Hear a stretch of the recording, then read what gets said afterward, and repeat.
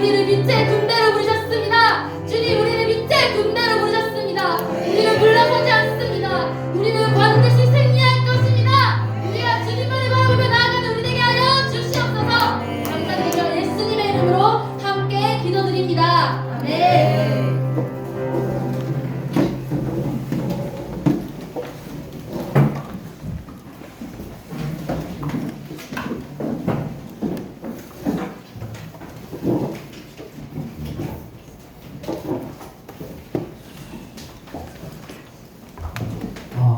반갑습니다.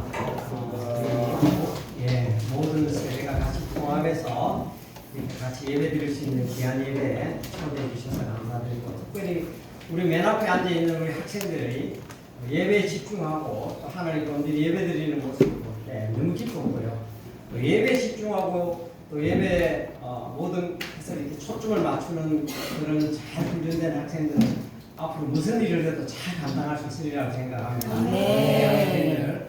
축하하고 축복합니다.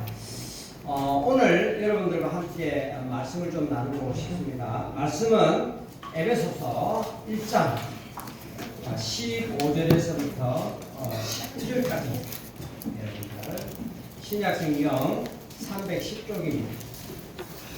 에베소서 1장 15절에서부터 19절 그렇게 길지 않기 때문에 여러분들과 함께 같이 통성으로 같이 합독하도록 하겠습니다. 시작. 이로 말미암아 주 예수 안에서 너희 믿음과 모든 성도를 향한 사랑을 나누고 제가 감사할 때 기억하며 너희로 말미암아 감사하기를 그치지 아니하고 우리 주 예수 그리스도의 하나님 영광의 아버지께서 지혜와 계시의 영을 너희에게 주사 하나님을 알게 하시고 너희 마음의 눈을 펼치사 그의 부르심의 소망이 무엇이며 성도 안에서 그 기업의 영광의 풍성함이 무엇이며 그의 기능의 위력으로 역사하심을 따라 믿는 우리에게 내주신 능력의 지극히 크심이 어떠한 것을 너희로 알게 하시기를 구하느니라. 감사합니다. 오늘 이 말씀은 여러분들 사도 바울이 2차 선교여행 때 에베소 교회를 개척을 했습니다. 그리고 3차 선교여행 때 약 한 3년에 가까운 시간 동안에 실제로 에베소 교회를 목회를 했어요. 정말 몸으로 나온 교회라고 할 수가 있습니다. 그리고 난 다음에 사도 바울이 로마 감옥에 갇혀 있으면서 글을 쓴 것이 에베소서입니다. 그래서 어떻게 보면은 정말 부모가 자식을 보는 애잔한 마음으로 또 간절한 마음으로 사랑의 마음으로 이 서신을 썼다라고 이야기를 하고 있습니다. 근데 1장에서 사도 바울이 에베소 교회를 향해서 세 가지를 간절히 기도하고 있다 그렇게 이야기를 합니다. 그 중에 특별히 이제 17절에 보면 첫 번째 기도 제목이 나옵니다. 우리 주 예수 그리스도의 하나님 영광의 아버지께서 지혜와 계시의 영을 너희에게 주사 하나님을 알게 하시고, 그러니까 첫 번째 사도 바울이 에베소 교회를 향해서 기도했던 것은 뭐냐면 하나님께서 지혜와 계시의 영을 주사 하나님을 알게 하기를 간절히 기도했습니다. 우리가 여기서 하나님을 안다라고 하는 것은 그냥 단순히 지식적으로 아는 게 아닙니다. 경험해서 아는 겁니다. 여러분들 이 성경에 보면은 특별히 이제 정의가 있어요. 뭔가 이거는 이거다라고 이렇게 정의를 내린 게 있는데, 예를 들면 요한복음 16장 9절을 보면은 제라함은 이렇게 이야기를 하셔서 예수님이 제라함은 저희가 나를 믿지 않는 것이 죄다. 예수를 믿지 않는 것이 죄다. 그렇게 이야기를 했고요. 그 다음에 또 요한복음 17장 3절을 보면 영생에 대한 정의를 그랬어요. 영생이란 곧 유일하신 참 하나님과 그의 보내신 자 예수 그리스도를 아는 것이다. 그렇게 이야기를 하고 있습니다. 여기도 보면 영생은 우리가 영원히 사는 거다 이렇게 생각할 수 있지만 영생을 뭐라고 정의하였냐면은 하나님과 그의 보내신 자 예수 그리스도를 아는 것이다. 그렇게 이야기를 하고 있습니다. 여러분들이 이순신 장군에 대해서 지식적으로 역사책을 통해서 알 수가 있는 거죠. 그는 지식적으로 알아요. 그렇지만 여러분들이 여러분 어머니를 아는 건 어떻게 됩니까? 우리 어머니가 언제 태어났고 어떤 삶을 살았고 어떻게 나를 낳았고 이런 거는 잘 모를 수 있습니다. 그렇지만 어머니와 깊은 만남과 사귐을 통해서 또 어머니의 사랑을 통해서 어머니가 어떤 분인 줄 아는 거죠. 그거는 경험에서 아는 것입니다. 그래서 여기서 말하는 안다라고 하는 것은 하나님과 예수 그리스도를 안다라고 하는 것은 깊은 만남과 사귐을 통해서 아는 것을 이야기합니다. 여러분 밥맛이 어때요? 밥맛. 밥맛을 뭔가 설명하려면 참 쉽지가 않습니다. 그죠? 그렇지만 밥맛을 아는 방법은 먹으면 알아요. 우리 여기 진해 보면 진해 앞바다가 있죠. 그죠? 진해 앞바다에 바닷물이 있습니다. 바닷물을 어떻게 하면 바닷물 맛을 알 수 있어요? 먹어보면 알죠. 근데 얼마만큼 먹어봐야만 알겠습니까? 한 바가지 먹어보면 알겠습니까? 아니면 이 바닷물을 전부 다 먹어봐야 알겠습니까? 그렇지 않습니다, 여러분들. 바닷물을 손끝으로 찍어 먹어봐도 이 바닷물 전체가 어떤 맛인지 여러분들 알 수가 있는 것입니다. 하나님을 아는 것도 똑같습니다. 하나님을 물론 우리가 천국에 가면 바닷물을 다 마시는 것 같이 하나님이 어떤 분인지 온전히 알게 되겠죠. 그러나 우리가 처음 주님과의 터치가 일어나는 순간에 하나님이 어떤 분인가 우리가 알 수가 있어요. 여러분 천국이 어떤 것인가 우리가 알 수가 있는 것입니다. 에베소 교회가 여러분들 사도 바울이 기도했던 게 뭐냐면 에베소 교회가 이와 같이 하나님과 깊은 예수 그리스도와 깊은 만남이 있는 교회가 되기를 그냥 지식적으로 그냥 관념적으로 아는 게 아니라 깊은 만남과 사귐이 있는 교회가 되기를 원한다. 그렇게 기도하고 있고요. 이와 같은 것들이 우리 비전 엘린교회 모든 성도들에게도 동일한 하나님과 만남과 접촉과 깊은 터치가 있어지기를 기도합니다. 사실은 저도 정말 예수님을 잘 모르고 예수님을 무지하게 배척했던 그런 사람입니다. 제가 대학교를 졸업하고 대학원을 갈 때 시험을 봤어요. 그때 당시 이제 1980년대 초니까 카이스트에 입학 시험을 치러 갔습니다. 근데 카이스트가 그 당시에는 상당히 인기가 좋아서 군대도 면제해주고 모든 학비도 다 제공해주고 그 다음에 졸업하고 나면 국립대학 교수로 이렇게 선발이 돼서 갔습니다. 그러니까 뭐 전국에 있는 이공계 대학교 학생들이 다 이렇게 시험을 보러 온 겁니다. 그래서 저도 이제 그날 시험을 보러 갔습니다. 근데 시험을 치는 아침에 꿈을 꿨어요. 꿈에서 막 너무 놀라서 일어났어요. 꿈에 내가 떨어지는 꿈을 꿨어요. 시험에. 제가 어디를 가는데 큰 강이 범람을 하는데 이쪽하고 저쪽 강 사이에 끈이 있어요. 그리고 많은 사람들이 끈을 잡고 이렇게 건너가고 있는데 내가 딱 건너가려고 하니까 끈이 뚝 떨어지는 거예요. 그래서 놀래가지고 탁 했는데 새벽인 거예요. 아이고 난 아침에 시험을 쳐야 되는 거예요. 마음에 낙담이 되고 절망이 돼서 어떻게 하나 그래서 계속 엎드려서 기도를 했습니다. 근데 시험을 이틀간 봤는데 시험 결과는 어땠을 것 같아요? 떨어졌어요. 그래서 제가 정말 낙담해가지고 어떡하나 그래서 하는 수 없이 이제 군대를 가야 되겠다 하고 이제 군대 가려고 준비를 하고 있다가 등산을 갔어요. 등산을 가가지고 또 떨어졌어. 산에서 큰 얼음에서 떨어져가지고 또 다리를 분질렀어요. 크게 분질러가지고 병원에 몇 개월 동안 입원을 하고 있었어요. 꼼짝도 없이. 그리고 난 다음에 군대도 못 가고 시험에도 떨어지고 그래서 하는 수 없이 다시 시험을 보려고 마음을 작정을 했습니다. 다시 시험 공부를 하려고 딱 시작을 했는데 그날 밤에 또 꿈을 꿨어. 꿈을 꿨는데 내 곳에 갔다 오니까 어떤 사람이 막 내 책상을 뒤집어 놓고 옆뒤를 책을 막 사는 거 있는 거예요. 그러다 놀랬었겠어.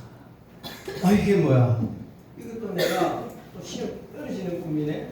공부하지 말아야지. 공부해봐야 소용없는 거 아닌가. 그렇게 생각을 했습니다. 나는 너무 힘든 거예요. 그런 게 계속 반복돼요. 시험 공부 시작하는 날. 그래서 하나님께 기도했습니다. 하나님, 이 시험은 내가 카이스트를 걸리고 떨어지는 시험이 아니라 정말 하나님을 아는 시험, 하나님을 믿는 시험입니다.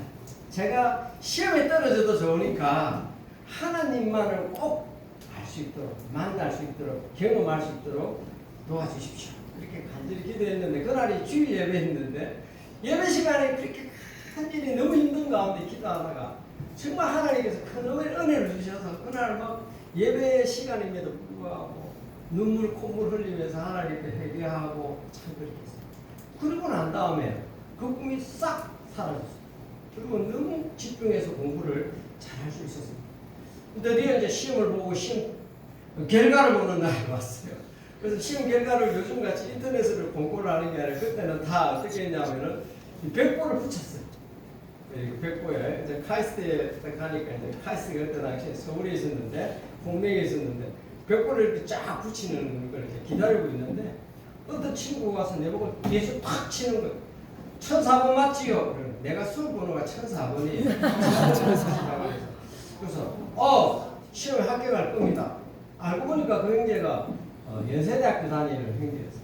연세대학교 졸업하는 형제인데 그 형제도 시험 치러 온 거야. 합격할 겁니다. 기분이 좋은 거예요. 그죠? 뭐 어떻게 될지 모르지만 합격. 왜 내가 합격할 것 같느냐 이런 이야기. 수험 번호가 1004번이지 않냐. 나는 그때까지 수험 번호가 1004번인지 몰랐어요. 1000번부터 시작하는데 내가 빨리 접수를 했거든요. 1004번. 1004번에. 그래 보니까 말이 되네. 근데 그 친구가 내하고 같은 교실에서 시험을 친 거예요. 근데 뒤에서 보니까 어떤 한 형제가 시험을 보는데 시험 보면서 시험 시작하기 전에 성경 그 책상 밑에다 빨간 성경책을 넣어놓고 간절히 기도하고 시험 마치고 나서도 또 간절히 기도하고 이런 모습이 이제 뒤에서 보니까 보였던 거예요. 그래서 아주 특이한 친구구만 그렇게 생각하다가 가만히 수험 번호를 챙겨보니까 제가 수험 번호가 1004번이었던 거예요. 그러면 그날 마침 발표를 보러 왔더니만 내가 있으니까 톡 치고 이야기를 한 거예요. 그 친구도 나중에 합격해서 아주 좋은 믿음의 형제였다는 게 참 좋은 교제를 가졌던 친구인데 정말 그런 과정에서 하나님께서 제가 합격하고 근데 제가 시험 공부할 때 과목이 15과목을 시험을 보는데 예상 문제를 제가 미리 시험 치기 전에 냈어요. 내가 내게 이번 시험에 이런 문제가 나올 거다. 시험을 봤는데 제가 예상 문제를 낸 게 그대로 다 나온 거예요. 정말 이건 기적입니다. 과목이 무지하게 많고 또 교과서도 종류가 여러 가지가 많은데 저는 이거 말고 사실은 훨씬 더 디테일하게 세밀하게 하나님께서 역사하셨어요. 제가 그 과정에서 정말 뭐 카이스트 시험도 합격했지만 하나님을 깊게 경험할 수 있는 그런 은혜 시간이 되었어요. 정말 그때 이후로 정말 하나님이 살아계시구나 깊게 경험하면서 제가 한동안은 성경책 외에 다른 거는 읽지를 못했어요. 그리고 한 주에 그 공부하는 바쁜 시간에도 일주일에 성경 공부를 3번씩이나 다니면서 열심히 그렇게 했던 것이 기억이 납니다. 정말 그런 과정을 통해서 누가 뭐라 그래도 지울 수 없는 분명한 하나님의 살아계심에 흔적을 주셨어요. 정말 저는 감사하고 감격하고 하나님과 깊은 만남이 있었던 시간이었다 이렇게 생각합니다. 제가 한동대학교에 있으면서 우리 학생들하고 성경 공부를 하면 학생들이 기도 제목을 많이 내놓습니다. 근데 기도 제목을 내놓는 공통 기도 제목 중에 하나가 교수님 다 우리 한동대 학생들은 목사님 자녀들이 많고 장로님 권사님 아들이 많고 이런데 자기가 볼 때는 자기 엄마 아빠는 정말 간증을 들어보고 살아온 삶을 보면은 하나님이 살아계신 것 같아요. 자기는 볼 때.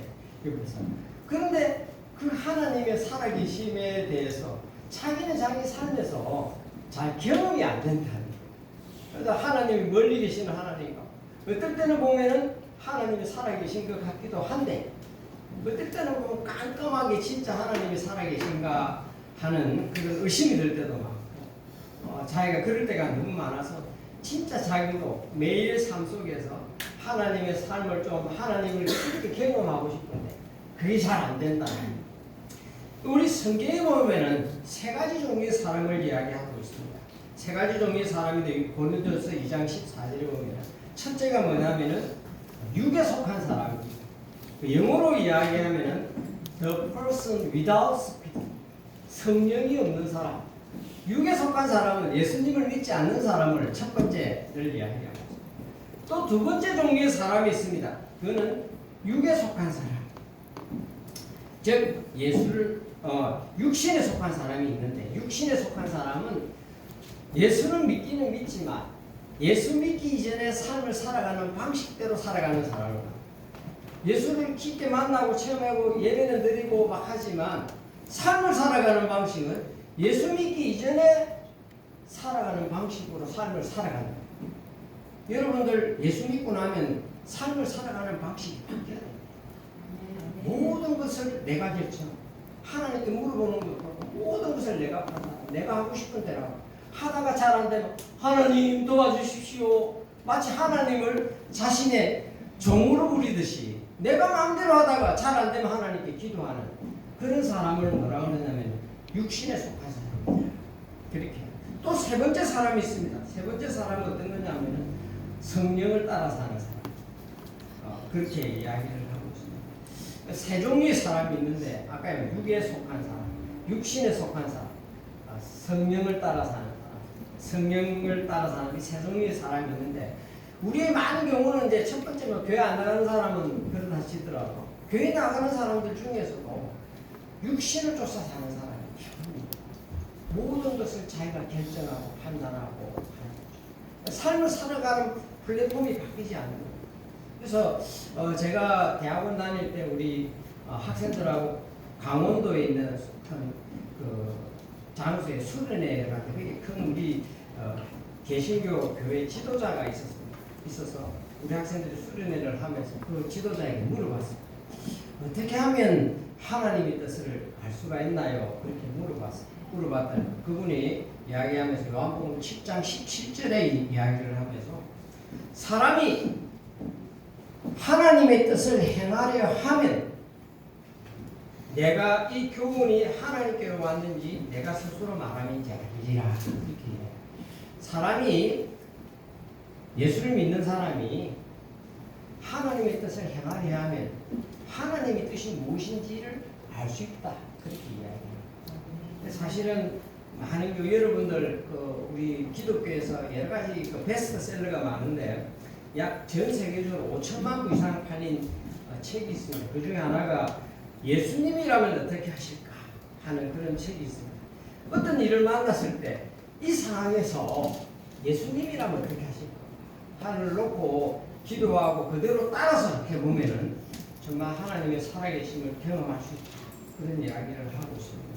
우리가 많은 경우에는 사실 우리가 삶을 살아가면서 어떤 일을 결정할 때 혼자서 결정합니다. 내 생각대로 결정. 그렇지만 우리가 진짜 중요한 것은 제일 중요한 것은 하나님의 뜻을 구하고 찾아야 되는데 많은 경우에는 우리가 물어보지도 않아. 그냥 여러분들 일주일 내내 살 때 한번 돌아보면서 내가 지난 일주일 동안 살면서 많은 일을 결정을 했죠. 그죠? 많은 일을 결정할 때 결정하기 전에 내가 하나님께 기도하고 예수님께 기도해서 이 일을 내가 어떻게 결정하면 좋을까 라고 기도해본 게 별로 많지가 않습니다. 그러니까 모든 것을 내 생각대로 내 의지대로 살고 여러분들 요한계시록 3장 20절을 보면 볼지어다 내가 문 밖에 서서 두드리노니 누구든지 내 음성을 듣고 문을 열면 내가 그에게로 들어가 그와 더불어 먹고 그는 나와 더불어 먹으리라. 이거는 예수 안 믿는 사람을 향해서 하는 게 아니라 예수 믿는 사람을 향해서 이야기한 거예요. 예수님이 문을 밖에서 두드리는 거예요. 문을 열고 예수님을 영접하면 예수님과 더불어 먹고 마시는 것이 이렇게 이야기합니다. 그런데 우리의 매일의 삶에서 예수 믿는 사람의 매일의 삶에서 예수님을 문 밖에 세워놓고 내가 모든 것을 결정하고 모든 일을 내가 다 하면서 하다가 잘 안 되면 그때 가서 예수님 도와주세요. 이렇게 이야기하면 안 된다. 내가 모든 것을 결정하는 것은 어떤 거냐? 예수 믿기 이전의 삶을 살아가던 방식이에요. 예수를 믿고 난 다음에 삶을 살아가는 방식은 바뀌어야 됩니다. 맞죠? 내 삶의 플랫폼이 바뀌어야 되는 거예요. 그래서 작은 일이라도 물어봐야 돼요. 물어보면 예수님의 뜻을 알 수가 있어요. 이 순간에 예수님이라면 이걸 어떻게 결정할 것인가? 내가 진짜 예수님이 나한테 이 순간에 내가 무엇을 결정하기를 원하는지 알려 주시기만 하면 내가 순종하겠다 하는 마음만 있으면 그 뜻을 알 수 있다. 이렇게 이야기를 하고 있습니다. 우리 오늘 사도 바울이 에베소 교회를 향해서 첫 번째 기도했던 게 뭡니까? 지혜와 계시의 영을 주사 하나님을 너희가 알게 하시기를 원한다. 하나님을 깊게 경험하기를 원한다. 하나님과 깊은 타치가 있는 그런 삶을 살기를 원한다라고 기도하고 있습니다. 그렇게 하기 위해서는 여러분들의 매일매일의 삶 속에서 진짜 하나님께 음성을 듣고 맞죠? 기도하고 또 그렇게 따라서 살아볼 때 내 삶 가운데 하나님의 역사심이 드러나고 경험하게 될 거라고 저는 생각을 합니다. 그래서 우리 많은 경우에 예수를 믿지만 하나님의 살아계심을 경험하지 못하는 하는 이유 중에 하나가 예수를 믿지만 삶을 살아가는 방식이 바뀌지 않고 자신의 생각대로 쫓아 살기 때문에 그런 것이에요. 그래서 때 여러분들의 삶에서 정말 삶을 예수님께 물어보고 순종하고 살아간다면 정말 하나님께서 여러분들 삶 가운데 역사십니다. 그 다음에 오늘 읽었던 말씀에서 두 번째 사도 바울이 에베소 교회를 향해서 원하는 기도 제목이 있습니다. 그게 몇 절인가요? 18절입니다. 18절 여러분들 같이 한번 읽겠습니다. 시작. 내 마음의 눈을 밝히사 그의 부르심의 소망이 무엇이며 성도 안에서 그 기업의 영광의 풍성함이 무엇인지를 알기를 원한다. 여러분들 우리가 예수를 믿었잖아요. 그죠? 예수를 믿고 난 다음에는 하나님께서 각자를 부르신 부르심의 소망을 알아야 돼요. 그래서 하나님께서 여러분의 마음의 눈을 밝히사 각자를 향하신 하나님의 부르심의 소망을 알기를 기도하고 그 부르심의 소망대로 살았을 때 그 기업의 영광이 얼마나 풍성하고 감격스러운 건지 그걸 좀 알기를 원한다라고 그렇게 기도하고 있습니다. 여러분들 어떻게 하면 여러분들의 꿈과 비전을 발견할 수 있습니까? 어떤 사람은 내가 돈을 많이 벌어야지. 어떤 사람은 내가 이걸 해야지. 그거는 꿈과 비전이 아니에요. 우리 성경에서도 보면은 무엇을 먹을까, 무엇을 입을까 고민하지 말라. 그거는 세상 사람들이 고민하는 거다. 너희는 먼저 그의 나라와 그의 의를 구하라. 그 다음에 여러분들 잘 아시는 것처럼 복간을 가득 채운 어리석은 부자다. 그렇게 이야기를 합니다. 오늘이라도 그 영혼을 거두가면 그 많은 재산이 무엇이 되겠는가. 하나님께서 우리에게 원하시는 게 뭐냐? 이 세상을 쫓아 사는 걸 원하지 않습니다. 여러분들. 하나님께서는 우리에게 각자를 향하신 계획이 꿈이 있는 거죠. 사람의 가치는 어떻게 결정을 할까요? 사람의 가치는 누구는 금수저네? 진짜 엄마 아빠로부터 물려받은 재산이 많고 뭐도 많고 그것에 의해서 사람의 가치가 결정될까요? 그렇지 않습니다. 사람의 가치는 그 사람이 무엇을 가지고 있는가에 의해서 결정되는 게 아니라 그 사람이 무엇을 위해서 사느냐에 따라서 그 사람의 가치가 결정되는 거예요. 비록 내가 부족하고 보잘것없고 하더라도 정말 거룩한 하나님의 부르심을 위해서 산다면은 그 삶은 진짜 값어치가 있고 거룩한 것이에요. 아무리 차이가 뭐가 많고 금수저 다이아몬드 수저를 하더라도 정말 이 세상에 쓰레기 같은 걸 위해서 사는 사람이라면 그 사람의 가치는 가치가 없는 거예요. 그래서 우리가 참 중요한 것이 하나님께서 여러분들 우리 교회를 향해서 부르심이 뭘까? 지금 이 시대를 향해서 하나님이 원하시는 게 뭘까? 그걸 봐야 돼요. 첫째가 뭐냐? 내가 진짜 하나님께서 나를 향하신 꿈과 비전이 뭐냐를 알기 위해서는 하나님이 이 시대를 향해서 나를 향해서 부르심이 뭘까를 놓고 기도해야 돼요. 그게 중요한 겁니다. 내가 뭘 하고 싶다, 내가 뭘 갖고 싶다, 이것은 나로부터 비롯된 것이고 세상적인 것이기 때문에 그건 우리 꿈과 비전이 될 수가 없는 겁니다. 그건 하나님께서는 별로 값어치 있게 처리하지 않습니다. 하나님께서 진짜 값어치 있게 생각하는 것이 뭐냐. 이렇게 오늘날 정말 여러분들은 잘 인식하고 못할 수도 있습니다. 지금 우리나라 사회는 매우 심각한 혼란 가운데 있습니다. 교회는 큰 위기 가운데 있습니다. 우리가 사실은 보면 여러분들이 우리 한국 교회를 볼 때, 한국 사회를 볼 때 정말 그 큰 국회를 가면요, 매번 엄청나게 특별히 22대 국회에 들어와서는 진짜 많은 그런 악법들이 쏟아지고 있어요. 여러분들 초중고등학교 학교 우리 학생들에 가서 요번에도 지금 2022 개정 교육과정이 나왔는데 완전히 기초초포할 노릇이에요.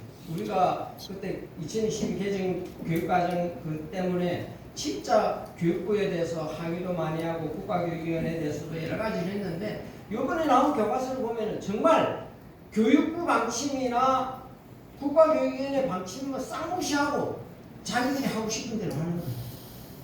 정말 심각한 겁니다.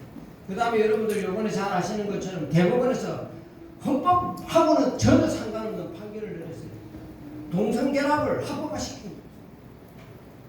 진짜 이 세상이 근데 저는 이제 이런 것들을 볼 때 이 모든 움직임에 그 포인트가 있어요.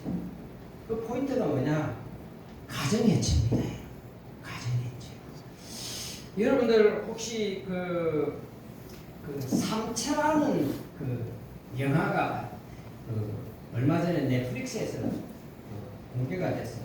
상영이 됐는데 삼체라는 영화가 삼체는 이제 몸입니다. 세 가지 몸. 그러니까 쓰리 바디라는 영화인데 그 영화의 첫 장면을 보면 문화혁명의 모습이 나와요. 문화혁명의 모습이 나오는데 문화혁명이 어떤 게냐면은 그 장면에서 중국에서는 큰 대학이 두 가지가 있어요. 하나는 북경대학, 여러분 잘 아는 베이징대학. 그거는 인문사회계 통해서 최고의 대학. 그 다음에 청와대학 하면 이공계 대학으로서 최고의 대학입니다. 그 청와대학의 학생들이 홍위병이 된 거예요. 홍위병이 돼서 자기를 가르치는 교수를 탁 앞에 끌고 와서 막 비판하는 거예요. 저 교수는 말이죠, 아인슈타인의 상대성 이론을 가르친 사람이에요. 아인슈타인이 어떤 사람입니까? 그 사람은 원자폭탄을 만드는 반동분자예요. 이 사람은 빅뱅 이론을 가르친 사람이에요. 빅뱅 이론을 가르치면서 마치 하나님이 있는 듯한 이야기를 했어요. 이 사람은 반동분자입니다. 어떻게 할까요? 그 자리에서 쳐주겠죠. 그래서 사실은 중국이라는 사회가 여러분들 잘 아는 모택동이 있을 때 문화혁명이라는 게 일어났는데 문화혁명이 뭐냐면은 중국이 수천 년 동안 내려왔던 그 사회를 싹 쓸어버리고 새로운 나라를 만들게 하기 위해서는 진짜 기존에 갖추고 있던 윤리 가치를 싹 다 청산해야 되겠다. 그래서 소위 말해서 지성인 지식인들을 다 처단하고 책도 다 불사르고 그렇게 했던 것들이 지금 우리나라 우리 지금 전 세계적으로 또 이게 문화혁명 같은 게 일어나고 있습니다. 그게 뭐냐면은 소위 말해서 우리가 이 세상을 살 때 제일 기본적인 가치와 윤리라는 게 있습니다. 그죠? 그 가치와 윤리의 제일 시작점은 뭐냐면 한 남자와 한 여자로 구성되어 있는 가정에서부터 시작되는 거예요. 그것에서부터 모든 윤리와 가치가 시작이 되는데 그걸 무너뜨리려면 그게 무너뜨려지면 윤리 가치가 다 흐트러질 수밖에 없습니다. 여러분들 남자 여자 결혼하는 것 괜찮아. 내가 내 성별도 마음대로 바꿀 수 있어. 내가 육체적으로는 남자지만 나 지금부터 여자 할래. 마음대로 마치 내가 태어날 때부터 남자로 태어나는 것은 남자로 정해지는 것은 마치 노예가 된 것 같아요. 내가 내 성별을 마음대로 정할 수 있는 게 노예 해방과 같대. 이렇게 주장하고 있는 게 오늘날 이 사회입니다. 그리고 두 사람이 성별이 완전히 바뀐 사람이 결혼하는 것 이것도 허용된 그걸 반대하면은 차별이에요. 그래서 그 사람들을 처벌하겠다는 게 차별금지법인 거죠. 그게 소위 말해서 여러분들도 들어보셨으리라고 생각합니다. 포스트 모더니즘이요, 네오막시즘이요, 문화 막시즘이라고 합니다. 이게 지금 전 세계를 휩쓰고 지나갔어요. 지나가서 유럽은 다 무너졌고요. 캐나다와 미국도 다 무너졌어요.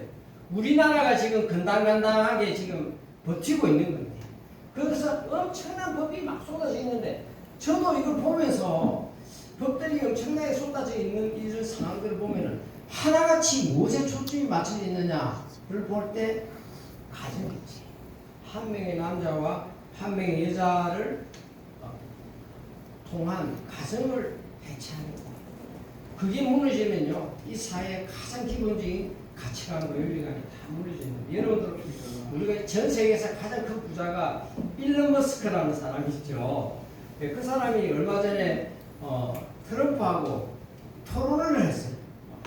꽤 긴 시간을 했는데, 하면서 일론 머스크가 이야기를 하면서 정말 이 사람이 가슴 아픈 이야기를 하는 거예요. 자기 집에 아들이 있는데 걔가 어느 날 여자가 되겠다고 생각해요. 그래서 여자 수술을 했어. 여자가 됐어. 자기는 자기 아들을 잊어버렸다. 잃었다. 어떻게 이런 일이 일어날 수 있냐. 그래가지고 자기 회사 본사가 샌프란시스코에 있는데 그 샌프란시스코에서 회사를 옮겨버렸어. 여러분 잘 아시는 캘리포니아는 대표적인 그런 주예요. 그래서 그 회사를 텍사스로 옮겼어. 최근에 옮겼어. 다 옮겨버렸어. 아예. 그래서 이 전 세계가 캐나다는 더 하고 유럽은 더 하고 이런 사회 속에서 여러분들이 배우는 교과서에는 그런 것들이 당연한 권리인 거죠. 그렇게 가르치고 있습니다. 그래서 여러분들이 우리 그 학생들이 학교를 다니잖아요. 근데 다니는데 그 다니는 과정에서 자기도 모르게 그게 당연한 권리로 생각을 하고, 지금 20대 여성이 동성애를 찬성하고 동성 결혼을 찬성하는 비율이 80% 이상이에요. 그래서 애들이 그렇게 배우고 자라면은 우리나라 사회도 동성애와 동성결혼이 합법화될 수 없는 그런 사회가 되는 거죠. 우리 아이들이 언제 교회를 떠나는 줄 아십니까? 최근에 설문조사를 했는데 아이들이 어릴 때는 이렇게 부모를 따라서 교회를 나오지 않습니까? 그죠? 그러니까 신앙 오늘도 우리 학생들이 찬양하고 예배드리는 모습이 너무 보기 좋고 아름다웠는데, 이 학생들이 학교에서 초등학교 6년, 중고등학교 6년, 12년 동안 배우게 되면은 자신도 모르게 그 생각이 반기듯이 바뀝니다. 당연히 그것을 보면은 그 성경의 내용하고는 다른 내용을 가르치는 거예요. 그래서 실제로는 학생들이 중고등학교 다닐 때까지만 해도 가정의 평화를 위해서 엄마 아빠의 끌림에 의해서 일주일에 1시간, 예배 시간 정도는 참석합니다. 그렇지만 딱 대학을 입학하는 순간 교회를 떠나는 대부분의 많은 청년들이 대학 때 교회를 떠나는 거죠. 그런 것들이 어릴 때부터 영향이 매우 크다. 그렇게 이야기합니다. 신명기 6장을 한번 보면은요, 무슨 이야기가 나오냐면, 여러분 잘 아는 것처럼 예수님께서 서기관에게 가장 큰 계명이 뭐냐? 첫째는 몸과 힘과 마음을 다하고 뜻을 다하고 하나님을 사랑하라 하신 것이고, 둘째는 내 이웃을 명곡과 같이 사랑하라 하는 이 말씀의 근본이 되는 말씀이 신명기 6장입니다. 그 말씀에 보면 어떤 말씀이 나오냐면은, 첫째는 뭐냐면은 너희가 젖과 꿀이 흐르는 가나안 땅으로 들어가면, 만약에 너희가 이제 가나안 땅에 들어가면은 마음을 다하고 뜻을 다하고 힘을 다하여 너희 하나님을 사랑하라. 이게 첫 번째다. 그 신명기 6장 그 다음에 연이어서는 뭐가 나오냐면은 내 자녀들에게 하나님의 말씀을 잘 가르쳐라. 우리가 하나님께서 우리에게 맡기신 자녀를 정말 하나님의 말씀을 따라 잘 양육하는 것은 선택이 아닙니다. 명령인 것입니다. 이 매우 중요한 것입니다. 그렇지만 우리 많은 사람들이 어떻게 이야기를 합니까? 우리 학부모들은 그냥 열심히 돈을 벌어서 아이들 학원에 잘 보내고 그 다음에 어떻든지 좋은 대학교에 가면은 부모로서의 어떤 그 의무를 다했다 이렇게 생각할 수 있는지 모르지만, 진짜 그 영혼과 그 마음이 어떻게 바뀌어 가는지, 사실은 일주일이 168시간이거든요. 168시간인데 그 중에 주일 하루 1시간만 예배 드리는 것으로 인해서 자기 자녀들이 바로 잡힐 수가 없습니다.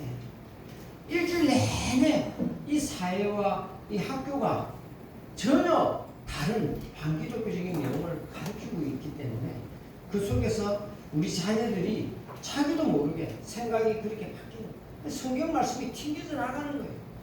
아닌데 왜 그럴까? 자꾸만 목사님 말씀이 싫어지고 교회 나와서 배우는 것이 이게 성경적인 내용이 바로 막히지죠. 갈등이 계속 일어나는 거예요. 그러다 드디어 대학교에 가면은 부모도 떠났겠다. 이제는 내가 드디어 도발을 하는 거예요. 교회 이상 안 나가겠어. 그렇게 선언을 하는 거예요. 그래서 사실은 오늘날 이 문제가 너무 심각하기 때문에 우리 자녀들을 과연 이 학교에 바로 보내는 게 맞나 심각한 의문과 회의가 될 때가 참 많이 있습니다. 그렇지만 우리가 이 자녀들을 하나님의 말씀을 따라 잘 키워야 되겠다. 교회야 특별히 그 일을 감당할 수 있는 것은 교회밖에 없다고 저는 생각합니다. 교회가 그 일을 잘 감당하는 것이 선택이 아니라 오늘날 우리에게 주신 하나님의 사명이다. 저는 그렇게 생각합니다. 그런 의미에서 우리 비전 엘린 교회가 귀한 사역을 하고 있는 것에 대해서 저는 정말 좋은 모델이라 그렇게 저는 생각을 합니다. 사실은 이런 교회 내 무브먼트가 전국적으로 많이 일어나고 있어요. 제가 있는 포항에서만 해도 한동대학교에 있는 포항에서만 해도 큰 교회들이 많이 참여를 하고 있고 부산에서도 우리 세계로교회나 여러 교회들이 많이 참여를 하고 있고 서울에서도 여러 교회들이 많이 참여하기 시작했어요. 저는 마산, 창원, 진해 이 지역에서 비전 엘린 교회가 일을 시작했다 하는 것에 저는 큰 의미가 있다 이런 생각이 들고 이 지역에서 정말 좋은 모델이 될 것이다. 저는 그렇게 확신합니다. 오늘 예배에 우리 참석한 우리 학생들을 볼 때 정말 마음에 기쁨이 있고요. 이들이 진짜 아름답게 그리스도 안에서 여러분들 오늘 제 눈에는 이런 게 좀 특별한 게 보였어요. 여러분들 예배 드리러 와가지고 아이들이 가만히 앉아서 예배 드리는 거 절대 쉬운 거 아닙니다. 절대 쉬운 거 아닙니다. 진짜 그 심령이 하나님 앞에 잠잠해야 그게 가능합니다. 심령이 복잡하면 앉으실 수가 없어요. 여러분들 우리 교회 학교 아이들을 이렇게 방과학교에 모이는 애들도 보면은 정말 5분, 10분을 제대로 앉아있는 학생이 앉아있지 못하는 학생이 있어요. 이렇게 돌아다니고 더럽고 소리치고 하는 애들이 많이 있어요. 저는 우리 학생들이 맨 앞줄에 앉아서 이거 보면서 하나님께 참 감사했습니다. 주님, 이들 10년 가운데 하나님께서 함께 하셔서 정말 감사합니다. 이들을 통해서 하나님께서 크신 영광 받아주시고 또 이 교회를 통해서 진짜 우리 옛날에는 보면 맨 땅에 헤딩하는 식으로 정말 전도를 많이 했거든요. 그렇죠? 그래서 이 교회가 좀 그렇게 됐으면 좋겠다 하는 그런 마음이 있습니다. 사실은 여러분들 오늘 사도 바울이 에베소 교회를 향해서 3가지 기도 제목을 내었습니다. 첫째가 뭐였습니까? 지혜와 계시의 영을 주사 하나님을 알게. 이게 진짜 하나님 아는 게요. 여러분들은 어떻게 생각하실지 모르겠지만 우리 학생들은 어떻게 생각하실지 모르지만 사람의 의지와 능력으로 의지로 되는 게 아닙니다. 하나님께서 뭘 주셔야 가능합니까? 지혜와 계시의 영을 주사 하나님의 부르심이 있을 때 그 사람이 하나님께 나올 수 있는 것이죠. 정말 우리가 내가 예수님을 믿어야지 놀아간다고 해서 믿어지는 게 아닙니다. 진짜 하나님께서 지혜와 계시의 영을 주사 하나님을 알게 하는 겁니다. 근데 우리의 하나님을 아는 것이 한순간에만 끝나지 말고 매일매일 삶에서 진짜 우리가 살아가는 삶의 플랫폼을 바꿔야 됩니다. 맞습니까? 네. 삶의 플랫폼을 바꿔야 돼요. 그 다음에 오늘 또 2번째 사도 바울이 기도했던 게 뭡니까? 그는 마음의 눈을 밝히사 여러분들을 향한 부르심의 소망이 무엇인지 여러분들 이 교회를 향하신 꿈과 비전이 무엇인지를 좀 알았으면 좋겠다. 그리고 그 꿈과 비전을 위해서 헌신하고 순종하고 나아갈 때 그 기업의 영광이 얼마나 풍성한지 좀 알았으면 좋겠다. 제가 아는 어떤 선교사님이 있는데 그 선교사님이 정말 좋은 대학을 나와서 졸업하면서 자기는 정말 멋진 곳에 취업해가지고 정말 멋있는 인생을 살고 싶은 마음이 참 많았어요. 근데 이분에게 하나님께서 선교사 부르심을 주신 거예요. 그래서 이 사람이 계속 고민하다가 하나님께서 자기를 부르심이 분명하다는 걸 확인하고 나서 선교사를 떠나면서 이 사람이 이야기를 해요. 하나님, 제가 3년을 하나님께 희생해서 드리겠습니다. 제 청년의 가장 중요한 시간 3년을 하나님께 희생하겠습니다. 3년 후에는 하나님께서 제 인생 책임져 주십시오. 그렇게 하고 선교사를 떠났어요. 그러고 나서 돌아와서 이분이 간증을 하는데 자기가 정말 하나님 앞에 죄송한 게 있다. 자기가 3년 전에 선교사를 떠나기 전에 자기는 자신의 삶을 하나님께 희생하겠다라는 이야기를 했는데 지난 3년의 삶이 자기가 이때까지 살아왔던 삶 중에서 제일 행복한 삶이었다. 제일 행복한 시간이었다. 정말 하나님께 죄송하다. 자기는 너무 감사하다. 그렇게 이야기를 합니다. 정말 우리가 볼 때 우리가 하나님의 부르심을 받고 사는 삶이 얼마나 그 기업의 영광이 얼마나 풍성한 삶인지 우리가 그는 비밀입니다. 여러분 맞죠? 비밀이에요. 우리만 아는 비밀이에요. 세상은 절대 알 수 없는 비밀입니다. 그 비밀을 알아야 돼요. 그 비밀을 맛봐야 돼요. 그 비밀을 아는 사람만이 그 일을 위해서 하는 거예요. 저는 꿈과 비전이 있는 사람하고 없는 사람은 차이가 있습니다.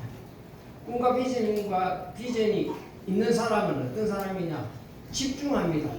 이것 조금 저것 조금 길거리지가 않습니다. 맞죠? 그 다음에 두 번째로는 준비합니다. 꿈과 비전을 위해서 준비합니다. 그 다음에 꿈과 비전이 있는 사람은 어려움이 왔을 때 극복할 수 있습니다. 꿈과 비전이 있는 사람은 자신이 무엇을 위해서 일을 하는지 그 의미를 알 수가 있습니다. 그리고 꿈과 비전이 있는 사람은 하나님께서 능력을 주십니다. 아멘. 그래서 여러분들이 정말 이 교회 속에서 하나님께서 여러분에게 꿈과 비전을 주셨다고 저는 생각합니다. 각자가 하나님께서 이 교회를 향하신 꿈과 비전이 뭘까? 나를 향하신 꿈과 비전이 뭘까? 그걸 잘 기도하면서 정말 집중해서 준비해서 어려움이 많을 겁니다. 오늘 사도 바울이 기도했던 마지막 기도 제목이 뭡니까? 마지막 기도 제목 여러분 함께 읽어봅시다. 마지막 기도 제목은 19절입니다. 같이 한번 읽겠습니다. 시작. 그의 힘의 이름으로 역사하심을 따라 있는 우리에게 베푸신 능력이 지극히 크심이라 너희로 알게 하시기를 원합니다. 하나님이 우리와 함께 하시는 그 하나님의 능력이 얼마나 큰 것을 여러분 좀 알아야 된다. 이 이야기입니다. 우리가 비전을 따라 순종하고 나아갈 때 많은 어려움이 있습니다. 맞죠? 많은 어려움이 있지만 그렇지만 하나님이 엄청난 능력의 하나님께서 우리와 함께 하고 계십니다. 그렇게 이야기합니다. 그래서 오늘 사도 바울이 세 가지입니다. 첫째가 뭡니까? 하나님을 알게 됩니다. 두 번째 여러분들을 향하신 부르심의 소망이 무엇인지 알기를 원합니다. 그리고 여러분들과 함께하는 하나님의 능력이 지극히 크심이 어떤 것인 줄을 알기를 원합니다. 이야기를 했습니다. 그래서 여러분들께서 오늘 저는 비전 엘린교회 하나님께서 새로운 비전을 주시고 새로운 일을 시작하셨다. 저는 그렇게 생각을 합니다. 그래서 우리가 이 교회에 많은 어려움들이 있고 이 사회에 많은 어려움들이 있지만 실타래가 막 엉켜져 있어요. 그 실타래가 엉키는 실타래를 풀려면 어떻게 됩니까? 실마리를 잡아야 됩니다. 맞죠? 실마리가 뭡니까? 젊은 세대를 잡는 거죠. 교회 내 젊은 세대를 키우고 잡아낼 때 엉켜진 실마리가 풀려집니다. 저는 우리 교회가 성장하고 교회가 회복하고 하는 것은 여러 가지 방법이 있겠지만 우리 젊은 세대를 다시 한번 회복하고 살리는데 그게 실마리가 있다. 그리고 우리가 젊은 세대를 키워낼 때 하나님께서 한국교회를 축복하시고 이 비전 엘린 교회를 축복하시는 것이다. 그렇게 저는 생각합니다. 우리 주신 이 비전은 여러분의 비전이기도 하고 저희 비전이기도 하고 이를 위해서 같이 많이 기도해야 된다고 저는 생각합니다. 기도하겠습니다. 하나님 아버지 은혜를 감사합니다. 참 저희들에게 지혜와 계시를 하나님 아버지를 알게 하신 것을 감사합니다.